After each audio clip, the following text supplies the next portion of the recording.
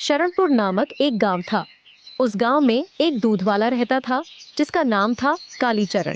कालीचरण के परिवार में उसकी पत्नी रागिनी, एक बेटी गुड़िया और उसकी एक भैंस थी जिसको प्यार से सब हीरावती कहता था। भैंस कालीचरण को अपनी बेटी से भी अधिक प्यारी थी क्योंकि उसी के सहारे उसकी बेटी की पढ़ाई होती थी। उसकी बेटी पढ़ाई लिखाई में बहुत तेज तर्रार थी। स्कूल से आने के बाद वह अपना पूरा समय खेलने कूदने में न बिताकर पढ़ाई में लगाती थी। जहाँ गांव के अन्य बच्चे सारा समय खेल कूद में गुजार देते थे, वहीं वह अपनी पढ़ाई पर ध्यान देती थी। पिताजी, मैं किससे लिखती हूँ?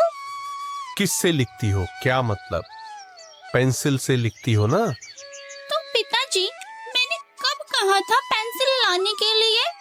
अरे बाप रे, ये तो 2 दिन पहले ही कहा था और मैं तो भूल ही गया।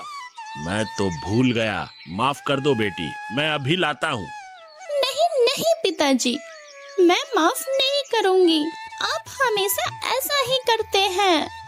मेरी प्यारी बिटिया, अभी जा रहा हूँ, कर देना माफ। ठीक है पिताजी, लेकिन मुझे अगले 5 मिनट के अंदर चाहिए। मुझे माफ करने के लिए धन्यवाद मेरी माँ, अभी लेकर देता हूँ। कालीचरण बाजार के लिए निकल जाता है। जब वह पेंसिल लेकर घर लौट रहा था, तभी बाजार में एक दुकानदार ने उसे बुलाया। ओ कालीचरण भाई, इधर आओ जरा। सब बढ़िया कालीचरण भाई। सब बढ़िया है भाई, सब बढ़िया। बस बताओ क्यों बुलाया? मैं थोड़ा जल्दी में हूँ। काली भाई, दूध का हिसाब कर दो जरा, महीने पूरे हो चुके हैं। भाई, दूध का हिसाब किताब तो मेरी श्रीजी ही रखती है। जब कल दूध देने आएगी तो उनसे कर लेना। ठीक है काली भाई। कालीचरण घर की ओर निकल जाता है। घर पहुंचने के बाद मुन्नी को बुलाता है। मुन्नी बेटा, ओ मुन्नी बेटा, ये लो पेंसिल। पिताजी, आप फिर से लेट कर दिए। इतना समय कहाँ लगा दिए आप? अरे मेरी माँ, इतना कहाँ से सीख लिया बोलना? थोड़ा समय लग गया। अब जाओ और पढ़ाई करो। बेटी खुश होकर पेंसिल लेती है और पढ़ाई में लग जाती है। अभी अभी उसने अपनी बेटी मुनी को पेंसिल दी थी। मुनी ने नखरे भी की, लेकिन पेंसिल पाकर खुशी से पढ़ाई में लग गई। कालीचरण उसे देख मुस्कुराया और फिर पत्नी को आवाज देने लगा। भाग्यवान, अरे ओ भाग्यवान, कहाँ हो? रसोई घर में हूँ, यहीं आ जाइए। कालीचरण रसोई घर में पहुंचा और बोला, अरे भाग्यवान, तुम तो रसोई घर में हो और मैं तुम्हें पूरे घर में ढूंढ रहा था। किस दुविधा में पड़ी हो भाग्यवान? सोच रही हूँ रात के खाने में क्या बनाऊं। इतना क्या सोचना, खेत में बैंगन लगे हुए हैं, ले आओ और सब्जी बना लो। मतलब अब मुझे खेत जाना होगा? मैं तो घर का सारा काम करके थक चुकी हूँ। ठीक है भाग्यवान, तुम आराम करो, मैं ही ले आता हूँ बैंगन। इतना कहकर कालीचरण खेत की ओर निकल गया। रास्ते में उसे गांव की एक महिला मिली। काली भाई, मैं तो आपके घर ही आ रही थी। मुझे आपकी भैंस का दूध चाहिए था। तभी एक और आदमी आ गया और बोला, मुझे भी चाहिए था भाई। सुना है आपकी भैंस के दूध की गुणवत्ता बहुत अच्छी है। कालीचरण थोड़ी असमंजस में पड़ गया और धीरे से बोला, भाइयों, वो सब तो ठीक है, लेकिन भैंस इतना दूध देती ही नहीं कि मैं आप सबको दे सकूं। आप लोग ही सोचिए, होता तो मैं क्यों ना देता। इतना कहकर कालीचरण वहां से हट गया और खेत की ओर चल पड़ा। खेत पहुंचकर उसने बैगन तोड़े और टोकरी में भरकर घर की ओर लौट पड़ा। कालीचरण घर पहुंचकर अपनी पत्नी को आवाज लगाता है। भाग्यवान, अरे ओ भाग्यवान, मैं खेत से बैंगन लेकर आ गया हूँ।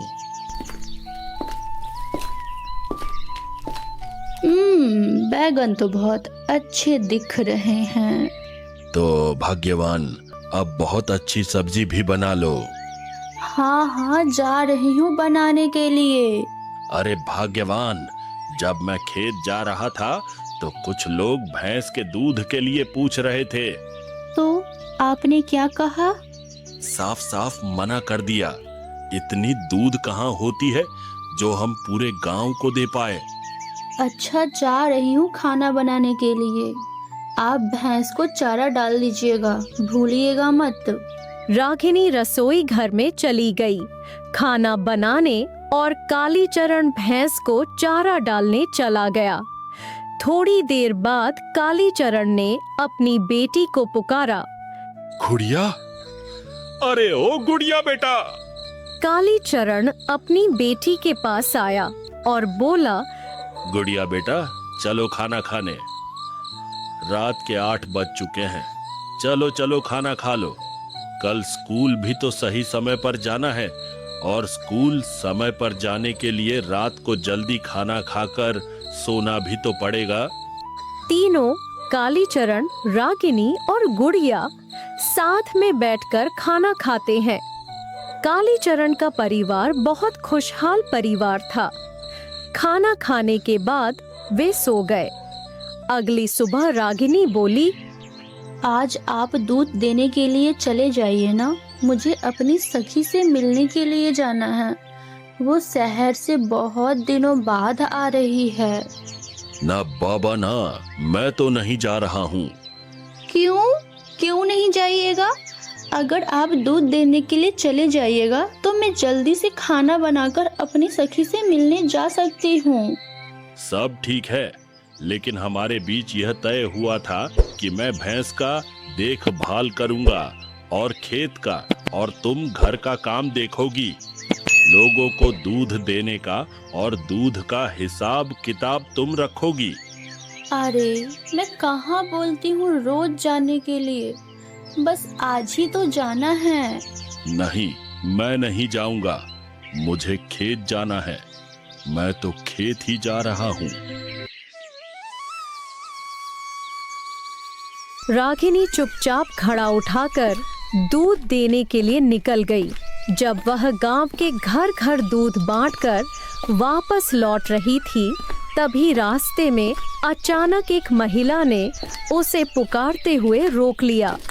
दूध वाली दीदी, जरा ठहरिए। रागिनी ठिठक कर रुक गई। उसने पलटकर देखा तो एक महिला जल्दी जल्दी कदम बढ़ाती हुई उसकी ओर आ रही थी।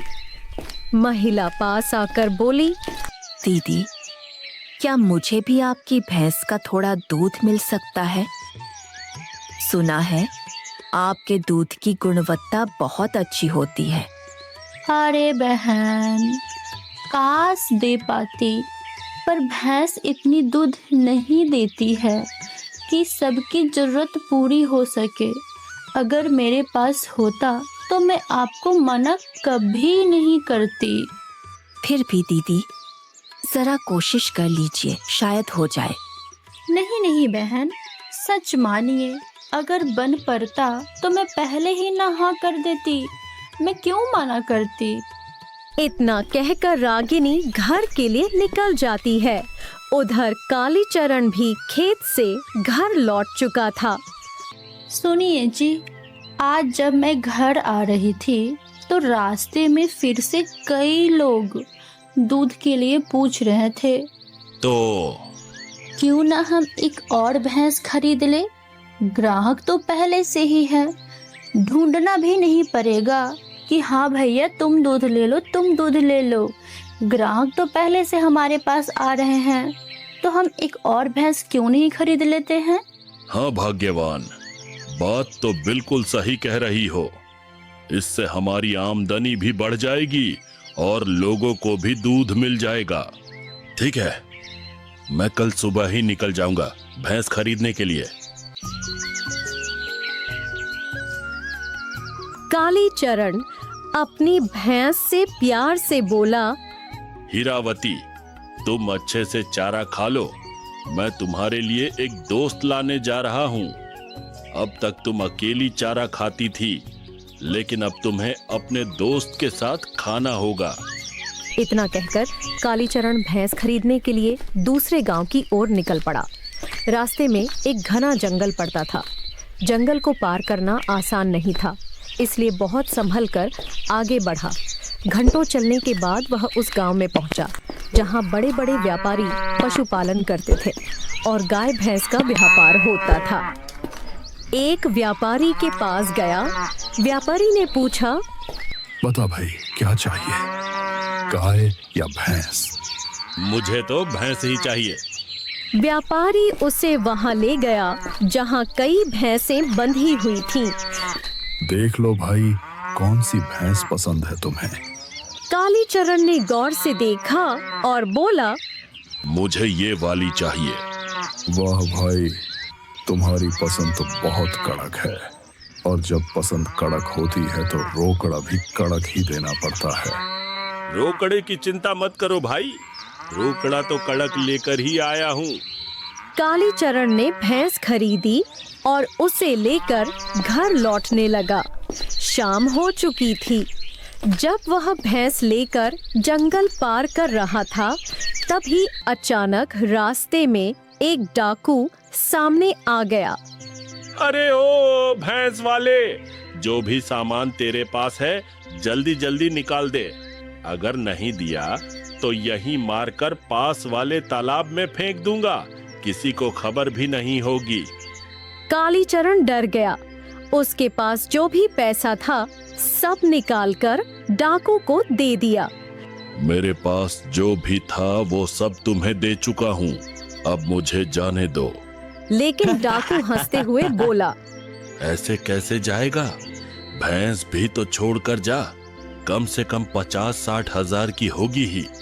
डाकू ने भैंस भी छीन ली। कालीचरण अंदर ही अंदर तिलमिला उठा। उसने सोचा, मुझे लूट लिया, अभी बताता हूँ। कालीचरण अचानक बोला, लुटेरा भाई, क्या तुम्हारी शादी हो गई है? तुझे इससे क्या मतलब? मेरी लुगाई है या नहीं? अरे भाई बताओ तो सही। हाँ, हो गई है। लुटेरा भाई, क्या तुम अपनी लुगाई से डरते हो? अरे भाई, अपनी लुगाई से कौन नहीं डरता है? हाँ भाई, मैं भी बहुत डरता हूँ, और मेरी लुगाई ने साफ कह दिया था कि अगर शाम तक कुछ भी लेकर नहीं आया तो मार ही डालेगी। तुम तो मेरा सब कुछ ले चुके हो, अब मेरे पास कुछ भी नहीं बचा। अगर तुम मुझे अपनी लाठी दे दोगे तो कम से कम अपनी लुगाई से बच जाऊंगा। इतना कहकर कालीचरण रोने लगा। डाकू को उस पर दया आ गई। उसने कहा, अरे भाई रो मत, लाठी चाहिए ना, ये लो। डाकू ने अपनी लाठी कालीचरण को दे दी। जैसे ही कालीचरण के हाथ में लाठी आई, उसने अचानक डाकू पर वार कर दिया। मुझे लूटेगा, ले ये, और ये भी ले। डाकू चीख पड़ा, अरे भाई बस करो, कितना मारोगे? सब कुछ तुम्हें लौटा देता हूँ, लेकिन मारो मत, वरना मर जाऊंगा। अब समझ आया, कालीचरण की लाठी और कालीचरण की भैंस। कालीचरण भैंस लेकर सुरक्षित घर पहुंचा। रात हो चुकी थी। रागिनी ने भैंस का स्वागत बहुत प्यार से किया। उसने नई भैंस की आरती उतारी और दोनों भैंसों को साथ में बांध दिया। कालीचरण ने फिर अपनी पत्नी को सफर की सारी घटना बताई। सुनकर रागिनी की आंखों में आंसू आ गए, मगर ये आंसू डर के नहीं, बल्कि अपने पति की बहादुरी और समझदारी पर गर्व के थे।